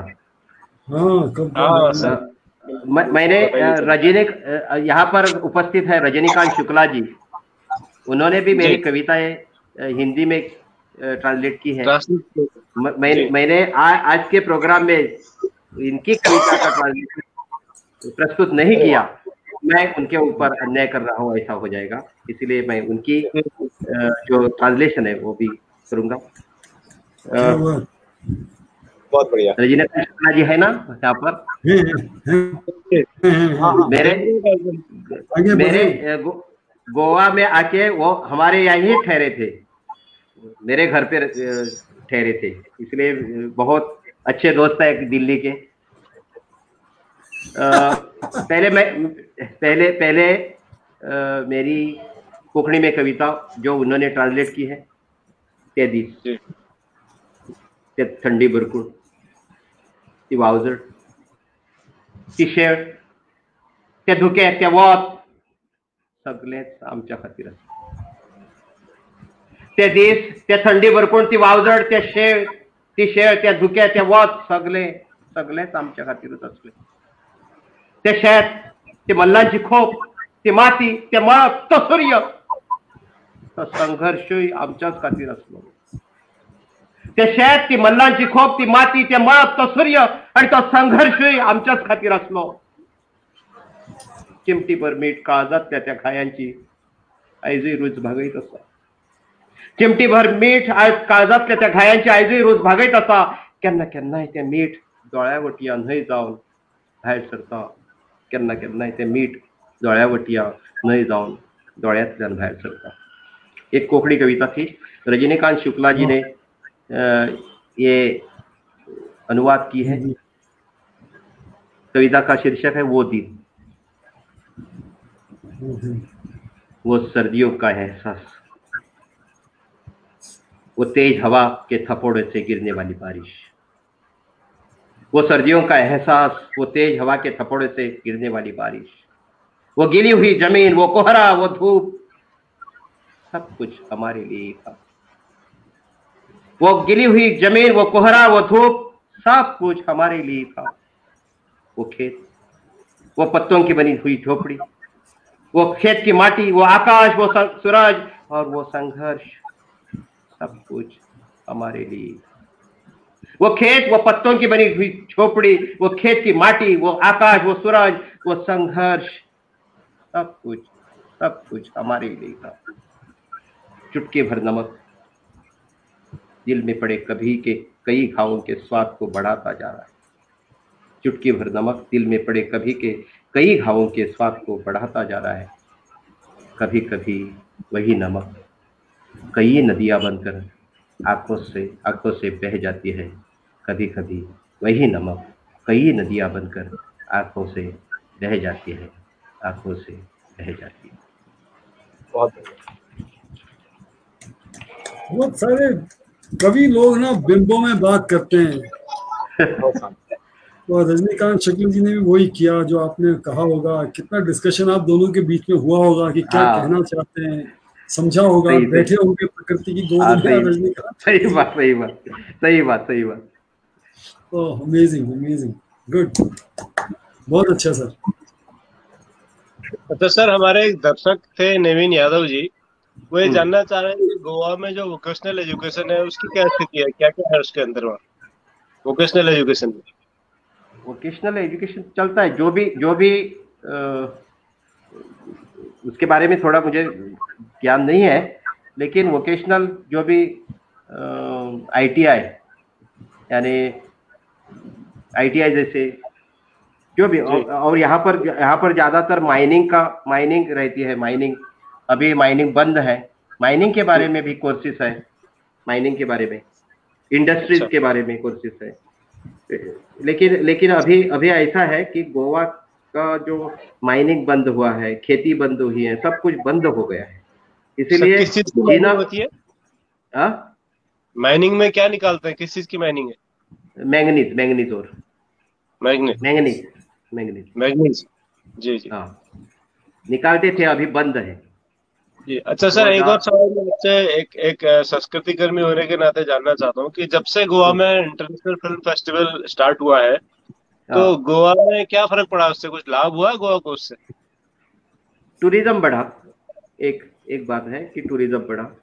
गोवा के मेरे जैसे जो स्क्रिप्ट राइटर है उनको चालना मिली, उसको थोड़ा ये मिला कि कथा कैसी लिखनी है, स्क्रिप्ट राइटिंग कैसी करनी है, वो भी। और हमारे यहाँ जो क्रिएटिव फिल्म है वो हमें ज्यादातर देखने नहीं आती थी।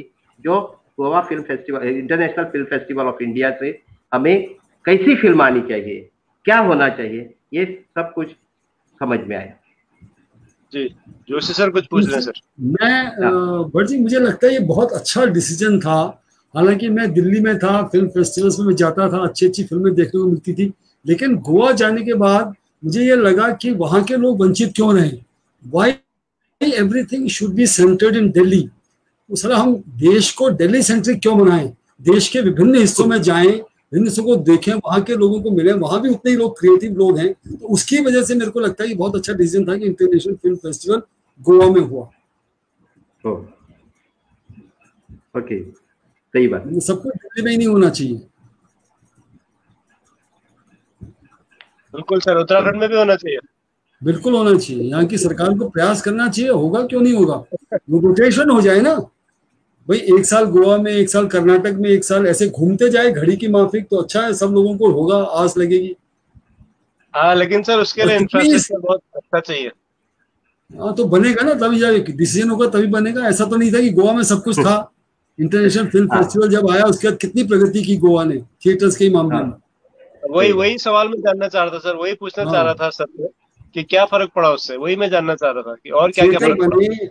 थिएटर पड़ा, क्रिएटिव माइंड, सबसे क्रिएटिव माइंड डेवलप हुआ, साहित्य के बारे में क्रिएटिव माइंड डेवलप हुआ, उसका विकास हुआ। क्योंकि ये आम लोगों के लिए नहीं है, आम लोगों के लिए नहीं है ये फिल्म फेस्टिवल। ये जो क्रिएटिव थिंकिंग करते हैं उनके लिए है, और क्रिएटिव जो थिंकिंग करते हैं इनमें से टीचर आते हैं, इनमें से साहित्यकार आते हैं। चलिए सर, बहुत अच्छा, आपने बहुत शानदार आज की चर्चा रही। हम कार्यक्रम के अंतिम सेगमेंट में हैं, कोई एक और कविता हम आपसे सुनेंगे सर, जो आप सुनाना चाहेंगे हमारे दर्शकों को, उसके बाद हम आज के शो के लिए। ये एक कविता जो है, इसकी एक प्रतियोगिता थी साहित्य अकादमी की, और इसमें मैंने ये लिखी थी, वही है, नाम है, उन्होंने एक विषय दिया था, जो विषय था पंखा, पंखे पर। अच्छा। मेरे हिसाब से पंखा क्या है वो अलग से मैंने लिखा है। जी, पंखा, स्वागत है सर। गायत्री काणेकर ने इसका हिंदी अनुवाद किया है। पंख्याची परंपरा अति पुरातन, लहानपणातलो म्हजे चोपडेचो पुठ्ठो जातालो म्हज्या उबाळाची ऊब केन्ना सावन सनातन। लहानपणातलो म्हजे चोपडेचो पुठ्ठो जातालो म्हज्या उबाळाची ऊब केन्ना सावन सनातन। केन्ना बेळासासून उक्त केल्लो कोणो म्हाकाच करतालो उगडो नागडो आयणो। केन्ना बेळासासून उक्त केल्लो कोणो म्हाकाच करतालो उगडो नागडो आयणो। पंखो केन्ना मोर पाखी टीम टीम वारे जोखी। पंखो केन्ना मोर पाखी टीम टीम वारे जोखी। पंखो परिवर्तनीय म्हणजे पिराये वांगडाच परावर्तीत जाल्लो म्हजे सारकोच। पंखो परिवर्तनीय म्हणजे पिराये वांगडाच परावर्तीत जाल्लो म्हजे सारकोच। केन्ना बटन दाबून शिरंतराच्या आरपार गेल्लो झणझणीत वारो निरंतन। केन्ना बटन दाबून शिरंतरांच्या आरपार गेल्लो झणझणीत वारो चिरंतन।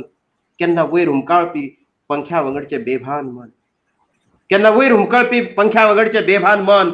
पंखो गवाय तुझ्या उठ्ठ्या केसांची, तुझ्या म्हज्या पहिल्या मिलन रातीची।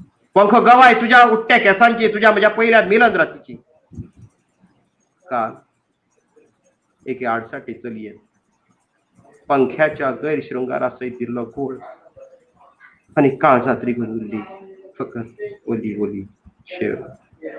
काल एके आडसाटी चलये पंख्याच्या गैरशृंगारासयत दिल्लो गोळ आणि काळजात रिगून उरली फकत ओली ओळ शेव शेव। कविता हिंदी में ऐसी है, पंखा। पंखे की परंपरा अति प्राचीन, पंखे की परंपरा अति प्राचीन। बचपन का हो जाता मेरे नोटबुक का गाढ़ा आवरण पृष्ठ। बचपन का हो जाता मेरे नोटबुक का गाढ़ा आवरण पृष्ठ। मेरे ग्रीष्म का ताप कब से परंपरागत चला आ रहा है। मेरे ग्रीष्म का ताप कब से परंपरागत चला आ रहा है। कभी सतह को छिलकर किया अनावृत बास, मुझे ही करता था नंगा खुला पंखा। कभी सतह को छिलकर किया अनावृत बास, मुझे ही करता था नंगा खुला पंखा। पंखा मोर पंखी टिम टिम हवा के झोंके। पंखा मोर पंखी टिम टिम हवा के झोंके। पंखा परिवर्ती है, पंखा परिवर्ती मेरी आयु के साथ प्रतिबिंबित हुआ मेरी तरह। मेरी आयु के साथ प्रतिबिंबित हुआ मेरी तरह, कभी बटन दबाने पर रोम रोम में गया चिरंतन हवा का झोंका, कभी बटन दबाने पर रोम रोम में गया चिरंतन हवा का झोंका, लटकने वाला ऊपर कभी बेहोश मन पंखे के साथ, लटकने वाला ऊपर कभी बेहोश मन पंखे के साथ, साक्षी पंखा तेरे उड़ते हुए कुंतल का, तेरी मेरी प्रथम मिलन की रात का, साक्षी पंखा तेरे उड़ते हुए कुंतल का, तेरी मेरी प्रथम मिलन की रात का। एक जवान युवती ने कल पंखे के गैर श्रृंगार के साथ कर ली आत्महत्या, और दिल में भेद कर रह गई सिर्फ आर्द्र नमी युक्त आर्द्रता। एक जवान युवती ने कल पंखे के गैर श्रृंगार के साथ कर ली आत्महत्या, और दिल में भेद कर रह गई सिर्फ आर्द्र नमी युक्त आर्द्रता, नमी युक्त आर्द्रता, नमी युक्त आर्द्रता। क्या बात है। अभी नाइक जी एक ना हिंदी फिल्मों में अभिनेत्री है नंदिता दास। नंदिता दास जी के फादर जो हैं जेपी दास जी बहुत बड़े कलाकार हैं इस देश के, और उन्होंने पंखों के ऊपर Indira Gandhi national centre for the arts IGNC जिसको हम कहते हैं, वहां पे बहुत बड़ी एग्जीबिशन लगाई थी। करीब 400-500 पंखे भारतीय पूरे इतिहास पे कैसे कैसे डेवलप हुए, क्या हुए। तो मेरे को लगता है कि उसमें कविता पाठ होना चाहिए था, उसमें ये कविता पढ़ी जानी चाहिए थी पंखों के ऊपर जो आपने पढ़ी। उन्होंने कई सारी वर्कशॉप भी की उस पर, तो कई सारी चीजें हैं। बहुत अच्छा, बहुत बहुत आपकी कविताओं में, जैसा मैंने कहा रजनीकांत शुक्ल जी ने भी जो अनुवाद किया, बिंब हैं कई सारे बिंब जो ध्यान में नहीं आते हैं, उनकी ओर आपकी कविता आकर्षित करती है कि वो भी देखो, वो भी देखो। Thank you. बहुत सुंदर, बहुत सुंदर। सर ये पंखे को आज तक मैं बहुत हल्के में लेता था, बड़ी गंभीरता से लूंगा आज के बाद। नहीं, ये तो है, क्योंकि हमें पंखे ऐसे ही देखे हैं, कई तरह के पंखे देखे हैं, लेकिन एक पंखा मैंने ऐसा देखा है कि जो एक लड़की, जो जवान लड़की, उसको लटकती हुई भी देखी है। वो पंखा मुझे नहीं चाहिए। बिल्कुल सही बात सर। एक अंतिम सवाल के साथ हम कार्यक्रम को समापन करेंगे। सर हमारा एक दर्शक है नवीन यादव जी, वो कई बार सवाल पूछ चुके हैं कि सिंघम फिल्म में डायलॉग आता है, कहते हैं वो कि आता माझी सटकली, ये कोंकणी में है मराठी में है, वो जानना चाह रहे हैं डायलॉग। आता माझी सटकली है मराठी है कोंकणी में इसका वापर करते हैं हम, लेकिन मराठी में इसका अर्थ आप बता सकते हैं यादव जी को? सर आता मेरा भेजा तो गुम हो गया, और नहीं सहन पाऊंगा मैं, ऐसा और नहीं सहन पाऊंगा। आता माझी सटकली, मेरा भेजा गर्म हो गया और नहीं सहन पाऊंगा मैं, ऐसा। मला मराठी नहीं, लेकिन कुछ समझ में आता है। ओके। सर मेरे मोबाइल का भी भैया सटक गया है और नहीं सह पा रहा है, बार-बार। ये मिर्ची होगा कमेंट आपने आज दे दिया। और मेरा जो प्राइमरी ये जो शिक्षा हो गई है वो मराठी में हो गई है, प्राइमरी। अच्छा, वाह। तो आपको तो कई भाषा आती होंगी सर, मराठी, कोंकणी, अंग्रेजी, हिंदी और कन्नड़ा उतनी नहीं है, लेकिन कन्नड़ा थोड़ी थोड़ी समझ में आती है। अच्छा, वाह। कन्नड़ा भाषा तो समझ में आती है। कन्नड़ा भाषा बदलना।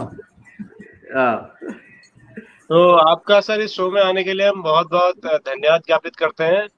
रजनीकांत, आपका भी आभार, क्योंकि मेरे जैसे एक साहित्यकार को और टीचर को आपने लायक समझा, मेरा आना यहाँ अनिवार्य है ऐसा समझा, इसीलिए मैं आपका बहुत बहुत धन्यवाद और आपको बहुत बहुत आभार। राजेंद्र प्रसाद उपाध्याय जी का धन्यवाद करूंगा, आपका नाम। राजेंद्र प्रसाद उपाध्याय और रजनीकांत शुक्ला जी का भी बहुत बहुत धन्यवाद। दोनों के हम आभारी हैं कि आपसे हमें मिलाया उन्होंने, और इतना अच्छा आप तो अरफन बोला है सर, राजनीति से लेकर के शिक्षा और फिल्म कहीं भी आप नहीं, इसके बारे में मैं बोल रहा हूँ, अभी राजनीति के बारे में थोड़ा सा बोल रहा हूँ कि हमारे यहाँ लाचार लोग ज्यादा हो गए हैं। ये बहुत ही अभी सोचने की बात है। लाचार करप्ट ज्यादा हो गए हैं, लोग मतदाता। हमारे गोवा में 20,000 की लोक संख्या में एक मतदार संघ होता है, कॉन्स्टिट्यूएंसी होती है 20,000 लोग। और 5 लोग रह गए तो कितना विनिंग है कि 4,000 जिसको मिलता है, जो 4,000 वोट मिलता है वो जीत जाता है। तो 4,000 में से 4,000 लोग हैं, कितने घरों में रहेंगे? एक घर में 4 लोग, तो 1,000 घर को 500 रुपया, 1,000 रुपया, 5,000 दे दिया तो जीत जाए। ओह, तो ये बदलना है, ये राजनीति बदलनी है। और मैं और एक बताना चाहता हूँ कि अभी हमारे गोवा में एक ही रात में सब लोग पार्टियां बदल चुके हैं कि ये भी राजनीति, इसका कायदा कानून करना चाहिए कि उसको 5 साल तक और उसका इलेक्शन नहीं होना चाहिए, उसने कॉन्टेस्ट नहीं करना चाहिए, ऐसा कुछ कानून आना चाहिए, तभी हम ये राजनीति को सुधार लेंगे। नहीं तो बहुत मुश्किल है। आगे का भारत मुझे दिखता है वो ऐसा नहीं रहेगा, वो बहुत बुरा हो जाएगा। एक शिक्षक आज से 2346 साल पहले एक शिक्षक ने देश का इतिहास और भूगोल बदला था सर। उस शिक्षक का नाम था आचार्य विष्णुगुप्त कौटिल्य, जिसे हम चाणक्य के नाम से भी जानते हैं। और उसके बाद से एक बहुत लंबी परंपरा है जब शिक्षकों ने, आचार्यों ने इस देश के राजनीतिक और सामाजिक बुनियाद को हिला डाला, बदल डाला। तो आप भी उन्हीं में से, उसी परंपरा के वाहक हैं, उसी परंपरा के कड़ी हैं सर। आपको नमन है बहुत बहुत। हम उम्मीद करते हैं कि आप कुछ सकारात्मक करेंगे गोवा के लिए, देश के लिए। और इन्हीं शब्दों के साथ आपको बहुत बहुत धन्यवाद हमारी पूरी टीम की ओर से, उपाध्याय जी की ओर से, शुक्ला जी की ओर से, जोशी जी की ओर से, बहुगुणा जी की ओर से और सारे दर्शकों की ओर से दे रहा हूँ। कल ठीक 7 बजे सर हमारे साथ होंगे रविकांत सरकार जी, जो बांग्ला भाषी हैं लेकिन बंगाल से नहीं है, वो उत्तराखंड से हैं। उत्तराखंड के उधम सिंह नगर में दिनेशपुर नामक जगह से रविकांत सरकार जी। वो कल हमको हिंदी के साथ साथ बांग्ला में भी बहुत सारी बातें करेंगे, बांग्ला के गीत भी सुनाएंगे। बहुत अच्छे गायक हैं, रंगकर्मी है, अभिनेता है। मेरे साथ भी उन्होंने अभिनय किया है, काम किया है। बहुत अच्छे शिक्षक भी हैं साथ साथ। तो कल शाम 7 बजे हम फिर से मिलेंगे रविकांत सरकार जी के साथ। तब तक के लिए हम अनुमति चाहेंगे एक बार फिर से। आपका बहुत बहुत धन्यवाद सर। नमस्कार, शुभ रात्रि, जय हिंद।